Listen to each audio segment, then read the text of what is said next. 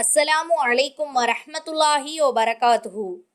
கண்ணியத்திற்குரிய சகோதர சகோதரிகளே, குர்பானியின் சட்டங்கள் என்ற தலைப்பில் திருக்குர்ஆனிலும் ஆதாரபூர்வமான நபிமொழிகளிலும் உள்ள சில சட்டங்களை தொகுப்பாக இந்த பதிவின் மூலம் நாம் அறிந்து கொள்வோம். நபி இப்ராஹிம் அலைஹிஸ்ஸலாம் அவர்களின் தியாகத்தை நினைவு கூறும் வகையில்தான் குர்பானி நடைமுறைப்படுத்தப்படுகிறது. குர்பானியை பற்றி அல்லாஹ் சொல்லும் பொழுது, லை யனாலல்லாஹ லுஹூமுஹா வலா திமாவுஹா வலாக்கி யனாலுஹு தக்வா மின்கும். குர்பானி பிராணியின் இறைச்சியோ இரத்தமோ அல்லாஹ்வை சென்றடைவது கிடையாது, மாறாக உங்களிடத்தில் உள்ள இறையச்சமே அல்லாஹ்வை சென்றடையும் என்று அல்லாஹ் குர்ஆனில் சொல்லி காட்டுகிறான். எனவே குர்பானி என்பது பெருமைக்காக இல்லாமல் நமது இறையச்சத்தை வெளிப்படுத்தும் வகையில் இருக்க வேண்டும். எவ்வளவு பணம் உள்ளவர் குர்பானி கொடுக்க வேண்டும் என்பதற்கு திருக்குர்ஆனிலும் நபிமொழிகளிலும் எந்த ஆதாரமும் இல்லை. குர்பானி கொடுக்க வேண்டும் என வலியுறுத்தப்பட்டிருப்பதால், குர்பானி கொடுப்பதற்கு வசதி இருந்தால் ஒரு ஆட்டையோ மாட்டையோ ஒட்டகத்தையோ குர்பானியாக கொடுக்கலாம்.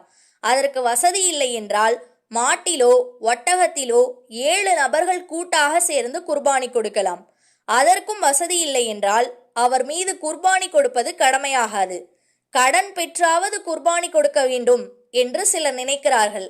கடன் பெற்ற நிலையில் கடனை செலுத்தாமல் மரணித்தால் அது குற்றமாகவும் மறுமையில் நமது நன்மைகளை அழிக்கவும் காரணமாக அமைந்துவிடும். எனவே கடன் வாங்கி குர்பானி கொடுப்பது கூடாது. குர்பானி கொடுக்கக்கூடியவர் ஜுல்ஹஜ் பிறை 1 குர்பானி கொடுக்கும் நாள் வரை நகம் முடிகளை வெட்டக்கூடாது என்று நபிகளார் கூறியுள்ளார்கள். நபி ஸல்லல்லாஹு அலைஹி வஸல்லம் அவர்கள் ஆடு, மாடு, ஒட்டகம் ஆகியவற்றை மட்டுமே குர்பானி கொடுத்ததாக ஆதாரபூர்வமான ஹதீஸ்கள் இருக்கிறது.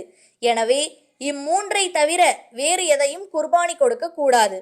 குர்பானி பிராணி நல்ல திடகாத்திரமானதாகவும் ஆரோக்கியமானதாகவும் இருக்க வேண்டும்.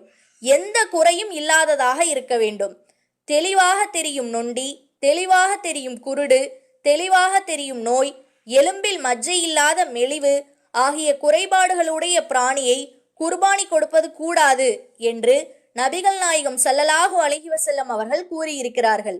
அதேபோல் உட்பகுதியில் பாதி கொம்பு உடைந்த ஆட்டை குர்பானி கொடுப்பதை நபிகளார் தடுத்துள்ளார்கள். தெளிவாக தெரியும் குறை என்ற வாசகம் ஹதீஸில் கூறப்பட்டிருப்பதால் குறை மறைமுகமாகவும் சிறியதாகவும் இருந்தால் பிரச்சனை கிடையாது. ஆண்மை நீக்கம் செய்யப்பட்ட பிராணியை நபி ஸல்லல்லாஹு அலைஹி வஸல்லம் அவர்கள் குர்பானி கொடுத்ததாக முஸ்னத் அஹ்மத் என்ற ஹதீஸ் கிரந்தத்தில் ஒரு ஹதீஸ் இடம்பெறுகிறது. ஆனால் அது பலவீனமான ஹதீஸ். எனவே ஆண்மை நீக்கம் செய்யப்பட்ட பிராணியையும் குர்பானி கொடுக்கலாம். முசின்னா, அதாவது பல் விழுந்த பருவத்தில், துணை தேடும் பருவத்தில் உள்ள பிராணிகளையே குர்பானியாக கொடுக்க வேண்டும் என்று நபிகளார் வலியுறுத்தியுள்ளார்கள். முசின்னா பருவத்தில் உள்ள பிராணி கிடைப்பதற்கு கஷ்டமாக இருந்தால் ஜது, அதாவது பல் விழுவதற்கு முன்னாடி உள்ள பருவத்தில் உள்ள பிராணியை குர்பானியாக கொடுக்கலாம். குட்டியை ஈன்று பால் கொடுத்து கொண்டிருக்கும் பிராணியை அறுக்க வேண்டாம் என்று நபிகளார் கூறியுள்ளார்கள். தேவை ஏற்பட்டால் குர்பானி பிராணிகளை பயன்படுத்திக் கொள்வது தவறு கிடையாது. ஆனால் அதை கொடுமை செய்யாமல் அதன் சக்திக்கு உட்பட்டவாறு அழகிய முறையில் அதை கையாள வேண்டும். அடங்காமல் மிரண்டு ஓடும் பிராணிகளை கட்டுப்படுத்துவதற்காக அதை அடிப்பதில் தவறு கிடையாது. பிராணிகளை அறுப்பதற்கு முன்னால் கத்தியை நன்றாக தீட்டி கூர்மையாக்கி கொள்ள வேண்டும். கூர்மை இல்லாத கத்தியை கொண்டு அறுத்து பிராணிகளை சித்திரவதை செய்யக்கூடாது. குர்பானி கொடுக்கும்போது குடும்பத்தினர் அனைவரும் கட்டாயம் வந்து நிற்க வேண்டும் என்று கூறுவதற்கும் எந்த ஆதாரமும் இல்லை.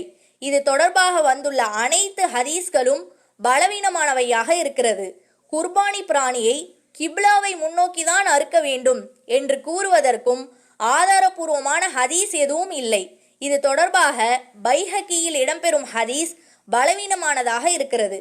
எனவே எந்த திசை அறுப்பதற்கு தோதுவாக உள்ளதோ அந்த திசையில் அறுக்கலாம்.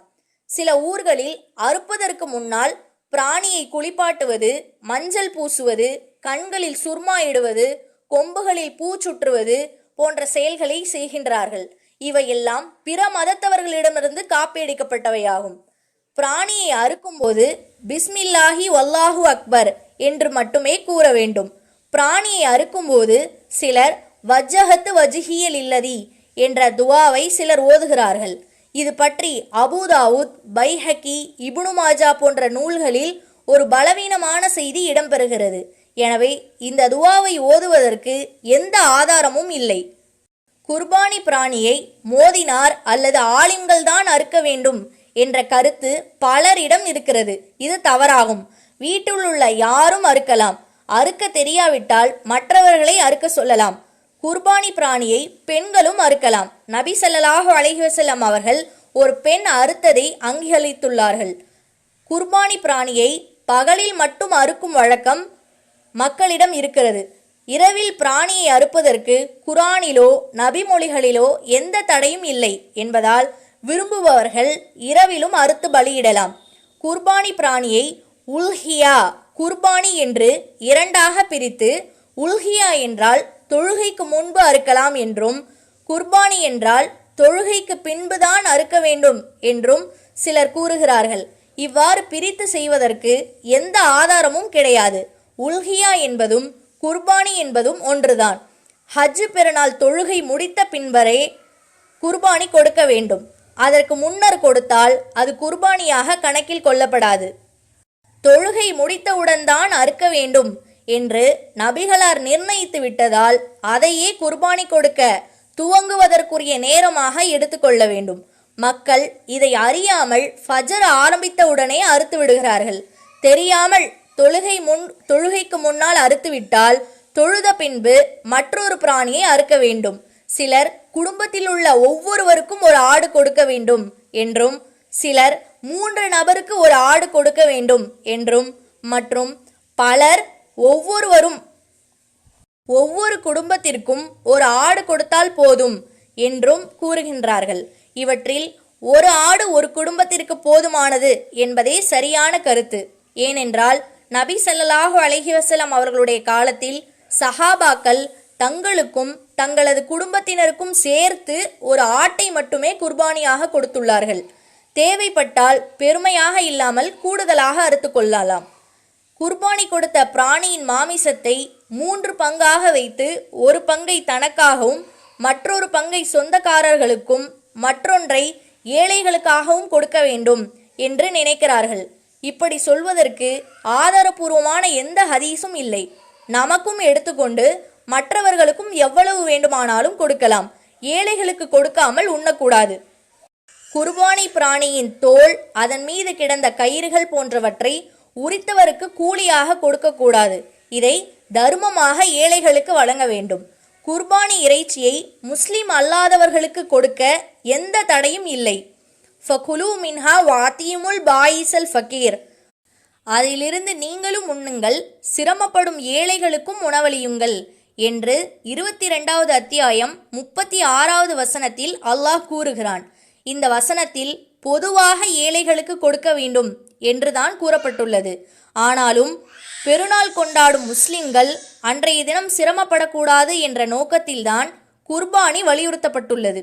எனவே குர்பானி இறைச்சியை முஸ்லிம்களுக்கு முன்னுரிமை கொடுத்து வழங்கிவிட்டு முஸ்லிம் அல்லாதவர்களையும் அதில் சேர்த்து கொள்ளலாம்.